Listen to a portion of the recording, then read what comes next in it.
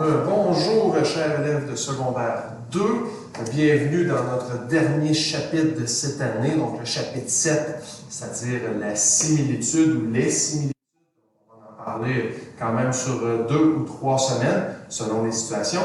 Donc, je sais que tu n'as pas malheureusement les notes de cours, donc tu vas être obligé de les imprimer et de suivre avec moi. Donc, à chaque semaine, je vais t'envoyer les différentes notes de cours. Si tu ne peux pas imprimer les notes de cours, je te conseille d'utiliser les pages dans ton cahier d'exercice. Donc, les pages cette semaine dans les cahiers d'exercice, c'est la page 295. Donc, c'est pas aussi complet que les notes de cours, mais tu vas avoir quand même une bonne idée, tu vas être capable de suivre et on va espérer comprendre les concepts qu'on va voir.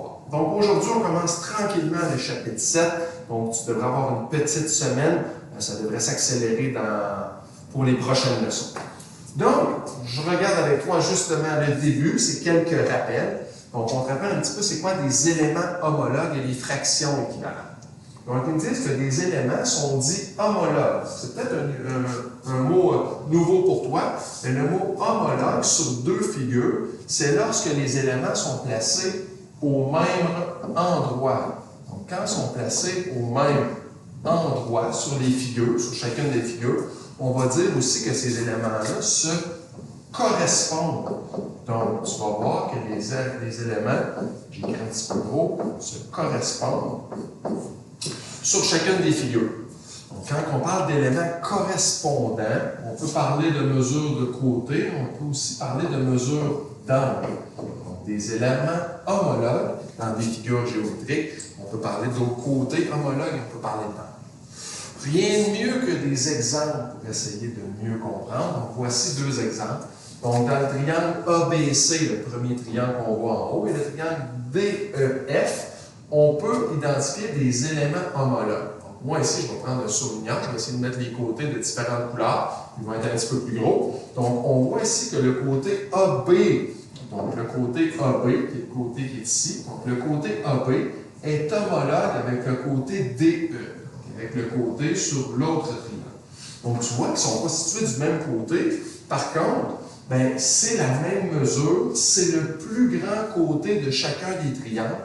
Donc, c'est juste parce que mes triangles ne sont pas placés dans la même orientation, mais les côtés qui se correspondent, qui sont identiques dans cette situation-ci, c'est le côté AB et DE. Je change de couleur et ils me disent que la mesure du côté AC que je mets ici en vert devrait être homologue, ou si tu veux faire correspondant, au côté FD. Donc, ici, le AC, il va être avec FD. On te rappelle que quand on parle de segment, on va mettre un petit tiret sur le dessus.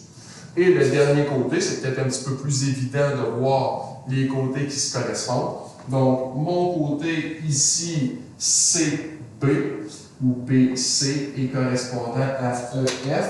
Donc, ici, ça va être le côté EF, toujours avec un petit tiret au-dessus, donc une petite ligne pour bien indiquer que c'est un segment.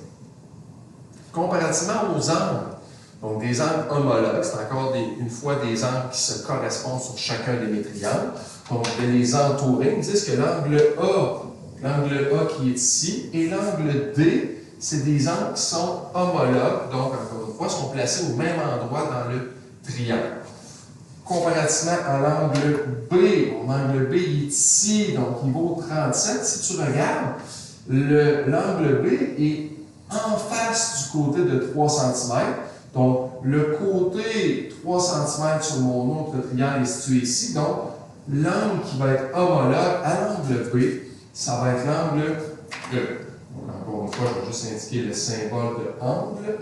C'est mon angle 1 qui est homologue ou correspondant à mon angle B. Et au final, je vais le mettre en vert. Mon angle C qui est ici, qui est mon angle droit, correspond, ou si tu préfères, est homologue à l'angle F. Donc, je suis capable de voir que des éléments homologues, c'est des éléments qui se situent au même endroit, donc qui se correspondent dans deux figures géométriques. On n'est pas obligé d'avoir des triangles, ça pourrait être d'autres figures, il n'y a pas de problème. Donc, ils me disent qu'il est à noter qu'il n'est pas nécessaire que les figures soient isométriques. Dans le fond, c'est pas obligé que les figures soient identiques pour avoir des éléments homologues. Donc, le mot soit ici, c'est une petite erreur. Donc, pour avoir des éléments homologues, je suis obligé d'avoir des figures qui sont identiques.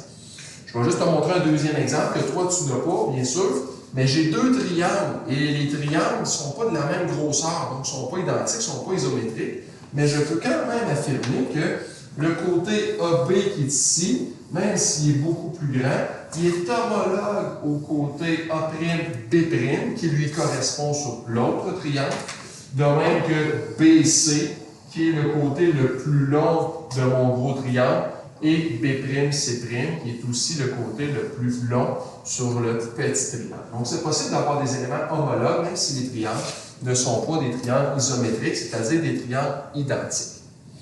Il nous reste une dernière chose à voir. Donc, c'est les fractions équivalentes. Donc là, c'est vraiment un rappel parce qu'on a vu ça dans le début de l'année, que deux fractions sont dites équivalentes. Donc, je vais souligner, sont dites équivalentes si elles représentent la même quantité. Donc, on représente des fractions ici par des carrés, puis on se rend compte que mon 3/4, c'est avoir 3 parties sur un total de 4. On te rappelle que les divisions devraient être identiques. Donc, quand je divise mon carré en 4 sections, les 4 sections devraient être identiques. Donc, 3/4, 3 parties sur 4, c'est la même chose que 12 parties sur un total de 16. Donc, tu t'aperçois que c'est la même quantité, c'est la même partie assurée dans les deux carrés. Donc, 3/4 est équivalent à 12/16e.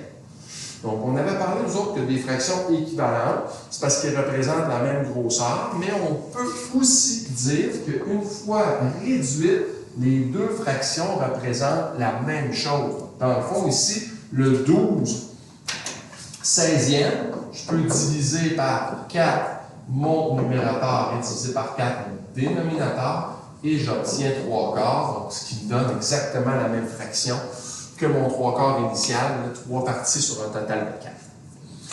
C'est surtout le fait de comment je peux vérifier que mes fractions sont équivalentes. Donc, pour vérifier si deux fractions sont justement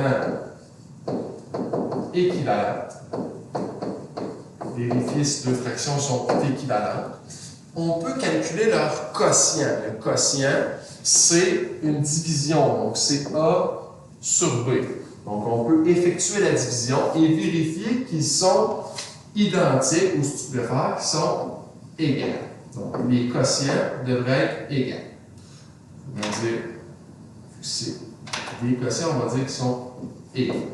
Les quotients, s'ils sont égaux, s'ils sont identiques, je vais avoir justement des fractions qui sont équivalentes. On peut aussi procéder en vérifiant que le produit des, on a déjà vu ça, le produit des extrêmes. Donc, le produit des extrêmes devrait être égal au produit des moyens. Donc, dans une fraction, les positions les plus aux extrémités s'appellent les extrêmes et ceux qui sont situés dans le milieu s'appellent les moyens. Donc, voici le dernier exemple. Donc, on dit les fractions 2/3 et 10/15 sont équivalentes quand le quotient des deux fractions est de, je prends ma calculatrice et je vais faire 2 divisé par 3. Donc, je viendrai faire mon petit calcul 2 divisé par 3 sur ma calculatrice. Je vais obtenir 0,6 périodique. Et si je prends la même chose, je prends la deuxième fraction, je fais 10 divisé par 15. Donc, 10 divisé par 15, je devrais obtenir exactement le même quotient, c'est-à-dire 0,6 périodique. Donc, si j'ai le même quotient, je suis donc en présence de fractions équivalentes. L'autre option, c'est de regarder et de dire que le produit des extrêmes, mes deux extrêmes, c'est ceux qui sont situés aux extrémités, c'est le 2 et le 15. Donc, quand je multiplie le 2 et le 15, donc 2 fois 15, j'obtiens la réponse de 30. Et quand je multiplie le produit des moyens, le moyen, c'est les deux qui sont placés au milieu, donc c'est le 3 multiplié par le 10, ben, j'obtiens également la réponse de 30. Donc, quand je fais, on utilisait des fois le mot produit croisé, parce que c'est un produit en croix. Le vrai nom, c'est le produit des extrêmes, ceux qui sont situés aux extrémités, et les moyens, ceux qui sont situés au milieu. Donc, si ça me donne la même réponse, bien, je suis en présence de fractions équivalentes. Donc, ça termine pour le petit rappel d'aujourd'hui. On avait seulement une page de notes à prendre. On va te laisser travailler dans ton cahier d'exercice. vais te souhaiter bon travail.